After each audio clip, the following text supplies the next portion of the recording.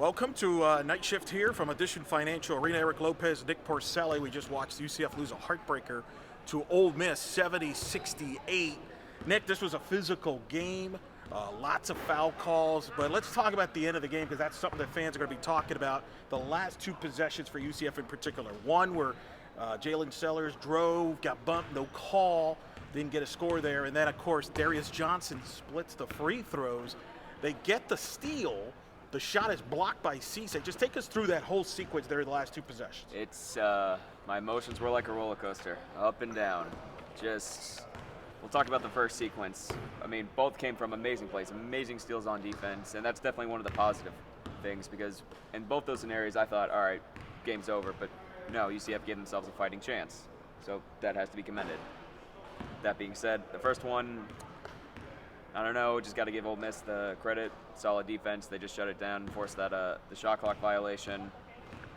And then for the second one, which, I mean, I think we were all expecting Darius is going to hit the first one, then try to miss the second one. That did not happen. But the other way around. Yeah, it's the other way around. I mean, once again, amazing steal, great play. And then, he goes up for that layup. I thought he was going to make it, but of course he gets blocked. Lucky rebound, but unfortunately just the shot was off before the buzzer, the lights were off before. That's why I didn't count. If the first one that was blocked, if that would have gone in, that would have counted. That would have sent the game to overtime. Just a crazy thing. I thought they had some success with the press. They did. And Coach Dawkins even referenced in the postgame about how the intensity, I thought they were better in the second half. It wasn't anything schematically the different. They were more physical. Coach Chris Beard of Ole Miss even said they were tougher than Ole Miss. And Ole Miss, Coach Beard teams always pride themselves being the tougher team. He felt UCF was actually tougher than them, especially in that second half. 100%. You and I were talking about this during the first half. We thought it was the other way around. UCF was kind of, getting physically dominated a little bit. But I don't know what was said in the locker room, but they came out in the second half. I mean, they were the better team in the second half. Like, if you just forget the first half, look at the second half, UCF was the better team. Ole Miss couldn't get anything offensively in their half court. They were struggling. Shooting-wise. They shot like in the 20s, I want to say, in the second half, they right? were 35.3%. For the whole game. Ole Miss was 35 for the whole game, and they shot near 50. The whole game, they were 44.4%, but in the second half, they were 35.3 after going 50% in the first half. Okay. Now, unfortunately, the thing that just was able to help them get through is that they were getting to the line a lot, and they were hitting their free throws. Both teams got to go to the line that was a lot of fouls. It's college basketball officiating, y'all. Rebounding, now let's talk about UCF dominating the glass. I thought they held Ole Miss to one shot. UCF had a lot of offensive rebounds. I thought they controlled the glass. And this could be some of the things that we see that UCF's going to have to do, don't you think, Nick, 100%. When we get into Big 12 play?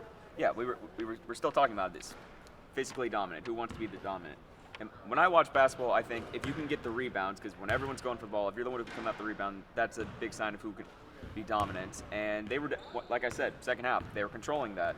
They were giving themselves hope. We'll probably get into this later. All the missed three-point shots.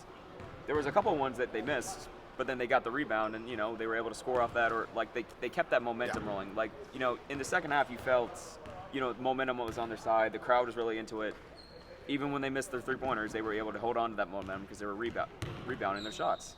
4 of 22 from the three-point line. It's a make-or-miss sport. A lot of times that they just didn't make any shots. I think Coach Dawkins even said, some of it was credit to Ole Miss defensively, but some of them was just shots they got to make.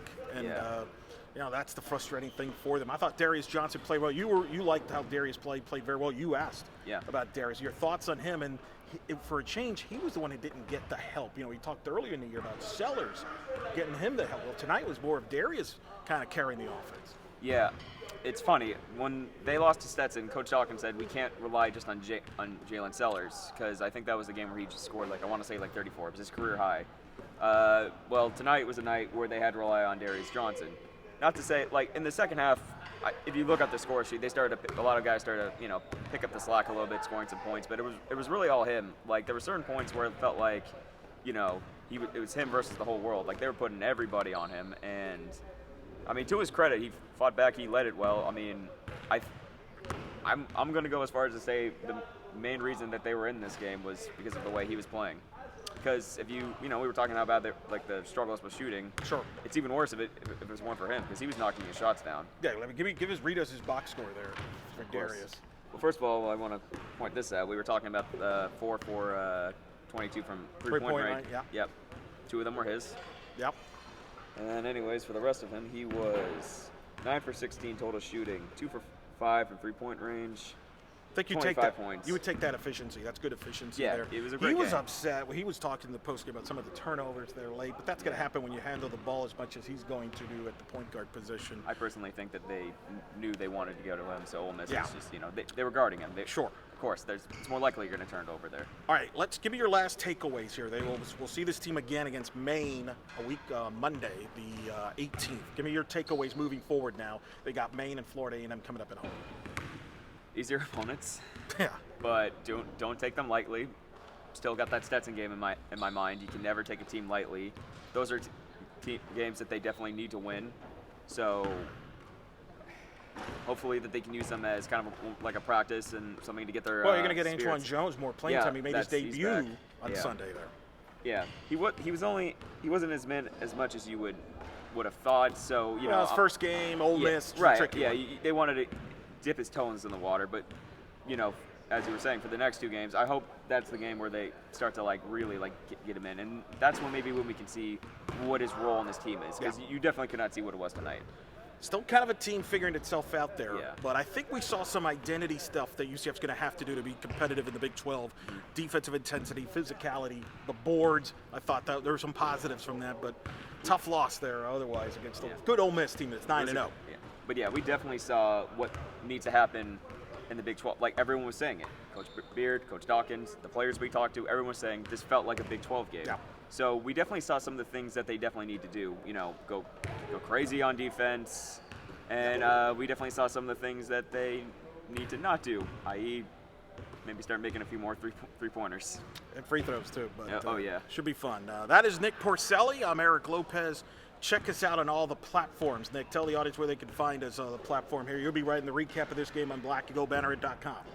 As Kyle Nash would say, bing. You can find us on Instagram at Black and Gold Banneret. You can find us on Twitter at BanneretSBN. You can find us on Facebook. You can find us on Threads. Our man Jeff Sharon, who was calling the game from the PA booth down there, takes care of that.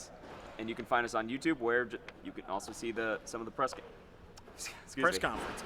I'm out of breath from watching that game today. It was crazy. You can watch some of the press conferences where you can hear what the players and coaches were talking about, hear their thoughts on this game. Eric, where can they find you? Eric Lopez, ELO.